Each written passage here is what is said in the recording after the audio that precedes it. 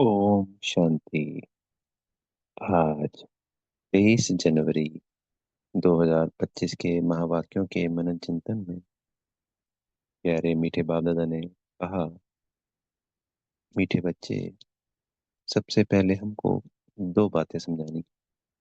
मुख्य दो बातें। एक तो बाबा को याद करो।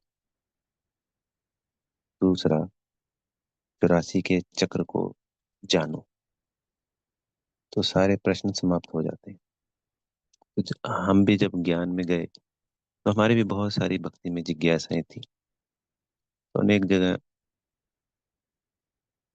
पूछते थे प्रश्न,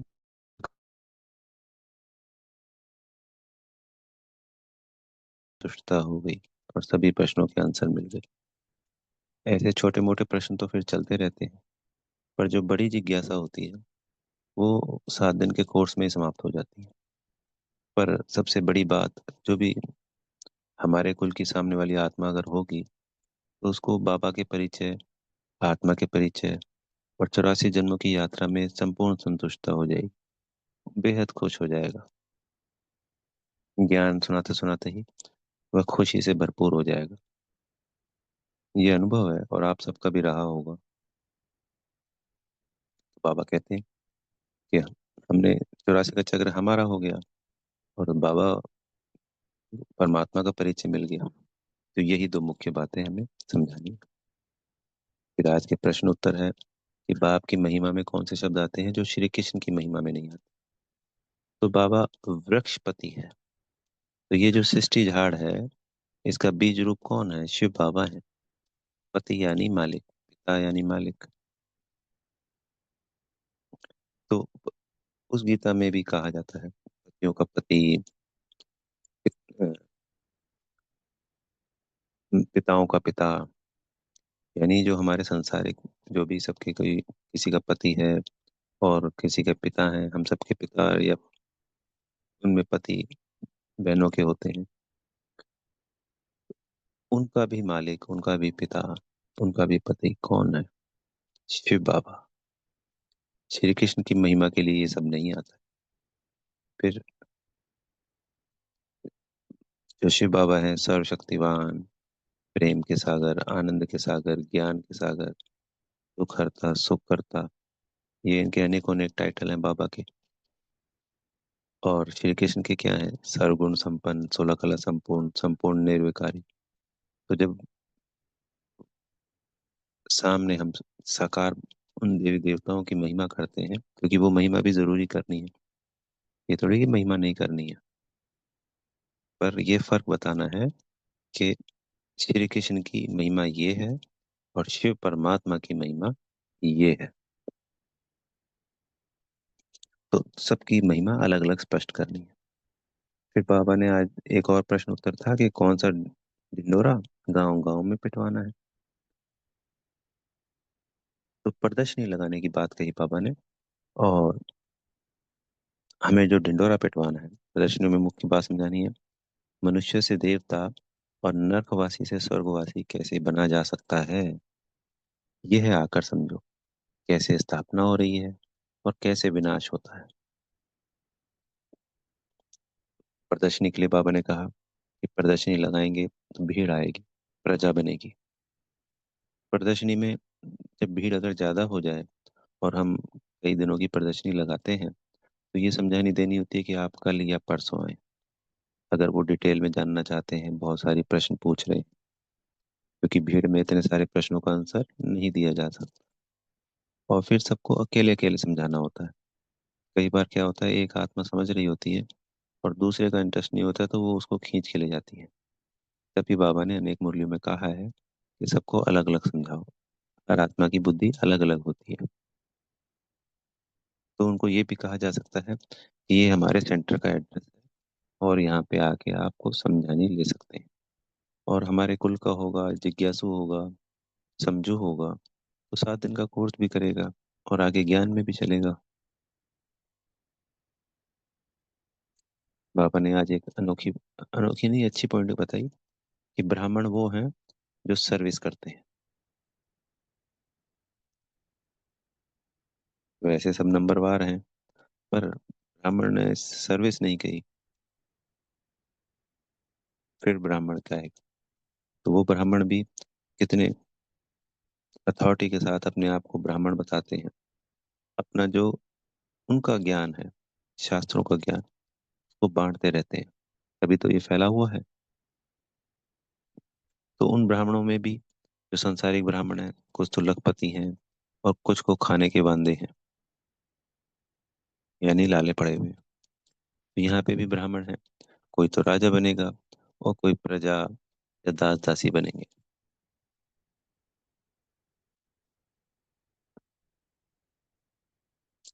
तो बाबा ने कहा कि सच्चे सच्चे ब्राह्मण तो हम हैं, क्योंकि ब्राह्मण कौन कहेंगे? जो ब्रह्मा की संतान है। तो हम ही ब्रह्मा कुमार ब्रह्मा कुमारियां ब्रह्मा की संतान हैं। हम ही सच्चे सच्चे ब्राह्मण हैं। तो जहाँ पे भी ब्राह्मणों का संगठन होता है, क्योंकि वो बोले इस संसार में उनको ऊंचे से ऊंचा माना गया है, तभी तो उनको खिलाया पिलाया जाता है। और तो किसी को नहीं खिलाते, सिर्फ ब्राह्मणों को ही खिलाया पिलाया जाता है। तो उनके आगे जाके ये बातें सिद्ध करनी है।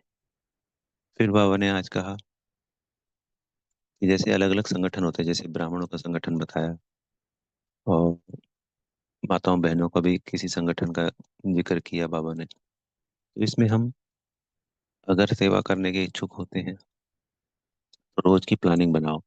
ऑफिस से छुट्टी हो जाती है 5 से 6 बजे, भी 1 घंटा सर्विस करनी ही करनी है। तो पार्कों में जाया जा सकता है इकट्ठा, मंदिर में जाया जा सकता है, अनाथालय है, वृद्धाश्रम है, विधवा आश्रम है। ऐसे भी हैं जहाँ पे सिर्फ जो अंधे होते हैं वो एक ही जगह रहते हैं, बहुत सारे, उनको जाकर समझाया सकता है। हमें ये पता है कि उनको सबसे ज्यादा दुख है जीवन में। अनाथ रहने वाले, वृद्ध हैं जो आश्रमों में रह रहे हैं, विधवाएं हैं। अगर उनको जाके ये भगवान का ज्ञान इकट्ठा मिले, वो वहां बैठे बैठे तन से तन से कितनी सेवा कर सकते हैं। वो तो सेवाएं चल रही हैं, पूरे विश्व में चल रही हैं, सैकड़ों सालों से चल रही हैं। किसी को मुक्ति, जीवन मुक्ति थोड़ी मिलती है, किसी के पाप थोड़ी कटते हैं। पर जब बाबा के बच्चे जाके ये ज्ञान देंगे, हम बच्चे, और उनमें से जिसके भी तीर लगेगा वो बाबा बाबा याद करेगा, तो पाप कटेंगे, विक्रम विनाश होंगे। और वहाँ पे जैसे हमारे संस्था के द्वारा तिहाड़ जेल में ये सेवा चलती है, तो वहाँ पे जाके एक साथ ज्ञान सुनाया जाता है। तो कैदियों में जो हमारे कुल के होते हैं तो वो सुनते हैं, रोज मुरली सुनाई जाती है। तो इकट्ठा वहाँ पे कईयों का कल्याण होता है। बाबा ने कहा प्रजा भी बनानी है और उनका भी कल्याण करना है। प्रजा के साथ साथ राजा भी बनाने हैं, क्योंकि इन्हीं प्रजा में से राजा निकल जाते हैं। कोई ये नहीं है कि वो जो 108 की माला के राजा हैं वो संपूर्ण बन गए हैं, या वो जो मधुबन में हैं सिर्फ वही हैं। ऐसा बाबा ने कहीं नहीं कहा।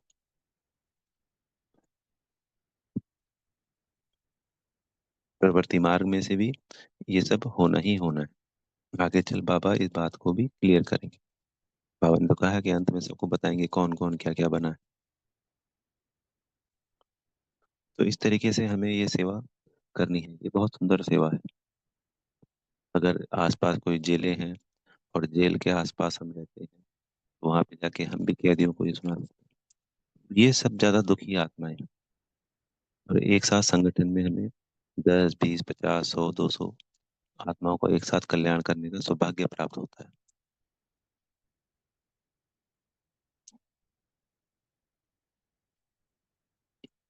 इससे सुंदर और अच्छी सेवा और क्या हो सकती है? फिर उनको हम सकाश भी दे सकते हैं। तो पहले कहीं पे भी हमें जाना हो तो वहां पे हम सकाश दें उन आत्माओं को, और उसके बाद जाएंगे तो तीर और अच्छा लगेगा, और उन सभी आत्माओं का कल्याण भी होगा। हॉस्पिटल है, एक साथ वहां जाके, ऐसे हॉस्पिटल भी हैं जो चैरिटेबल हैं, तो वहां पे कोई मनाही नहीं होती है। प्राइवेट हॉस्पिटल में तो नहीं हो सकता, ना सरकारी में हो सकता, वहाँ परमिशन लेनी पड़ती है। चैरिटेबल में भी लेना पड़ता है, पर चैरिटेबल में थोड़ा सहज होता है।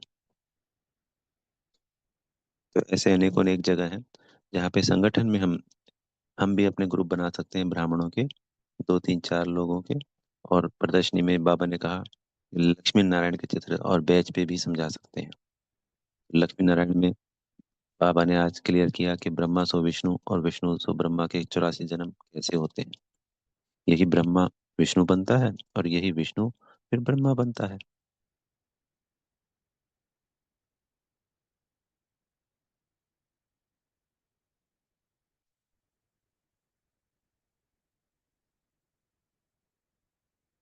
और ये लक्ष्मी नारायण ने ये प्रारब्ध कैसे पाई, ये इतने ऊंचते ऊंच कैसे बने, इनको बनाने वाला कौन है।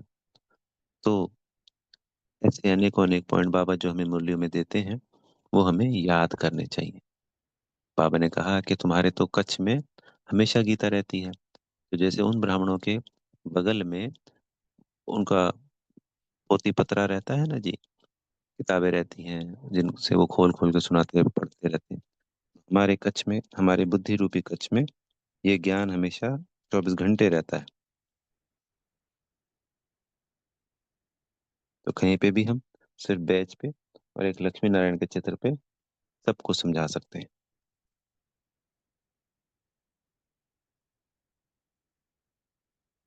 फिर एक और बहुत सुंदर बात बताई, ये अकेला ही शास्त्र है, सर्वशास्त्र शिरोमणि गीता, जिसके द्वारा धर्म स्थापन होता है। और किसी भी शास्त्र के द्वारा धर्म स्थापन नहीं होता है। धर्म स्थापक आते हैं, वो अपने उस वक्त नॉलेज देते हैं, चाहे वो क्राइस्ट है, इब्राहिम है, गुरु नानक देव है, चाहे बौद्ध है। उन्होंने ज्ञान को सुनाया, ज्ञान को समझा के उनके साथ सिर्फ सैकड़ों लोग जुड़ पाए, उन्होंने शरीर छोड़ दिया। फिर वो धर्म बढ़ता चला गया, और फिर उस धर्म में जो उनको फॉलो करने वाले थे, ऊपर से आत्माएं आती गई। फिर उन्होंने वो जो पॉइंट बोल के गए उनके ऊपर एक शास्त्र बनाया। तो कोई शास्त्र उनके धर्म स्थापन के 100 साल बाद, कोई 50 साल बाद, कोई कितने साल बाद, कोई कितने साल बाद बना। यहाँ तो बाबा ने इस ज्ञान के आधार से हम हमको चलाते हैं। इससे हमारी प्रारब्ध बनती है, इससे हमारा परिवर्तन होता है। इस ज्ञान से ही ये ब्रह्मा और समझ जाएंगे, ये ब्राह्मण वर्ण और आदि सनातन देवी देवता धर्म और क्षत्रिय धर्म की स्थापना होती है। और ये बीज रूप है। उन शास्त्रों में भी यही बाबा का दिया हुआ जो सर्वोच्च ज्ञान है, उसी ज्ञान को अपने आधार से, अपने रीति से कह दिया गया, क्योंकि सर्वोच्च से ऊपर तो कुछ है ही नहीं।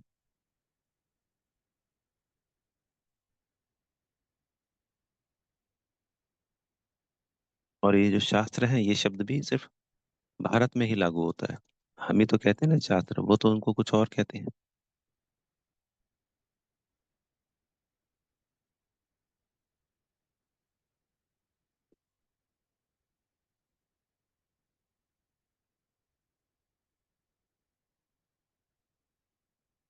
तो हमें फक्र होना चाहिए कि हमको पढ़ाने वाला कौन, और हमारा धर्मशास्त्र कितना ऊंचा, हमारा धर्म सबसे ऊंचा, हम सर्वश्रेष्ठ आत्माएं सभी में, हर तरीके से हम श्रेष्ठ से श्रेष्ठ हैं, कैसे भी हो।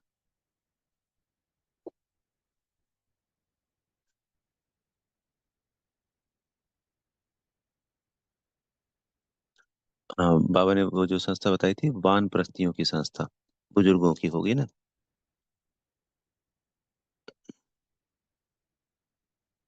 जैसे अभी प्रयागराज में जो मेला चल रहा है, तो वहाँ पे कितने एकड़ में हमारा पंडाल लगा है, तो वहाँ पे अनेकों अनेक आत्माएं आएंगी और अनेकों अनेक कल्याण होगा। हमें अपने सेंटर से बात करके, अगर हमारे पास मौका है और हम जा सकते हैं, तो सेवा के लिए वहाँ जाना चाहिए। क्योंकि 1.5 महीने का है, और हमें पता है कि वहाँ कितने करोड़, 50 करोड़ के आसपास आत्माएं आनी है। तो अगर हमारे को लगता है कि हम 5 दिन, 4 दिन, 7 दिन वहाँ जा सकते हैं, रह सकते हैं और सेवा कर सकते हैं, तो हमें ज़रूर ऐसे प्लान और प्रोग्राम बनाने हैं, और सेंटर को ऑफर करना है, दीदी जी को जाके, कि हम वहाँ जाए ना चाह सेवा कर सकते हैं।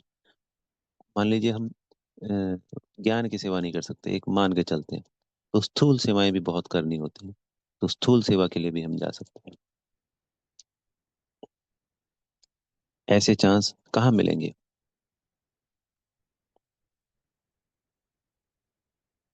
ये जो जीवन की आपाधापी है, ये तो अंत तक बनी ही रहेगी। जब तक विनाश होएगा तब तक ये सब चलता रहेगा। आज कोई आत्मा शरीर छोड़ देती है और वो घर को मेन चलाने वाला होता है, उसके बावजूद भी उनका घर चलता है।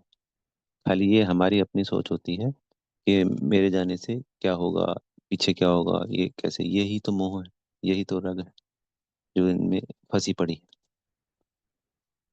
तो अपनी ऊंची से ऊंची प्रारब्ध बनानी है, और जैसे ही मौका मिलता है, अभी शिवरात्रि तक वो मेला है, अपने प्रोग्राम बना के प्रयागराज में जाके हमें सेवा करनी।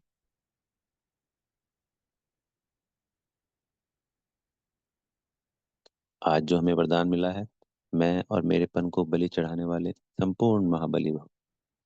तो जो हम पूरे दिन में कोई भी कर्म करते हैं, मैंने किया, किसी व्यक्ति से लगाओ, वैभव से लगाओ, यही मेरापन हो गया।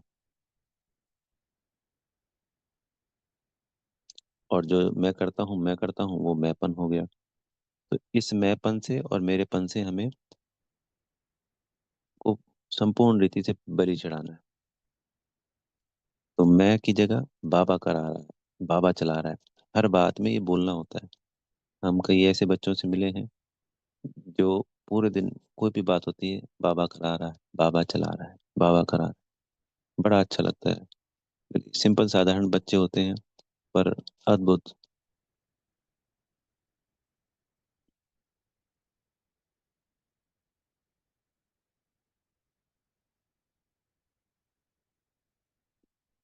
जब ये मैंपन और मेरापन समाप्त होगा, तभी हम बाबा समान संपूर्ण बन पाएंगे।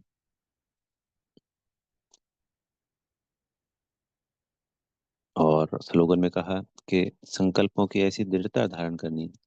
तो दृढ़ता की शक्ति हमें बाबा से लेनी है, जिससे जो हम सोच रहे हैं पॉजिटिव, अभी जैसे जो संकल्प बाबा ने हमें दिलवाए इतने अच्छे सुंदर सुंदर, तो इनको इम्प्लीमेंट करें। हमारे अंदर भी जोश उमंग बढ़ता है और वो फुस हो जाता है। फुस नहीं होने दें। जो अच्छे अच्छे पॉजिटिव संकल्प आए, वो हम कर डालें। ऐसी दृढ़ता हमें अपने संकल्पों में भरनी।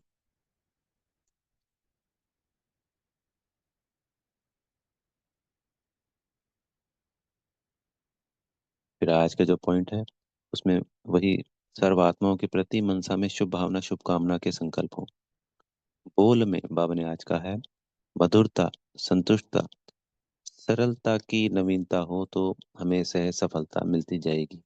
सामने वाली आत्मा संतुष्ट हो जाए हमारे बोल से, और मनसा हमारी हमेशा उनके प्रति शुभ भावना शुभकामना वाली हो, तो हमारा ऑरा पॉजिटिव होता चला जाता है। उस ऑरे में फिर कोई भी आत्मा आती है तो वो संतुष्ट भी होएगी, और उसको मेन तो संतुष्टता है, और हमारे बोल से भी उसको मधुरता और सरलता मिल रही है, और उधर हमारे वाइब्रेशंस भी काम कर रहे हैं। तो हमारी सफलता तो निश्चित है, हुई पड़ी है। अच्छा, ओम शांति।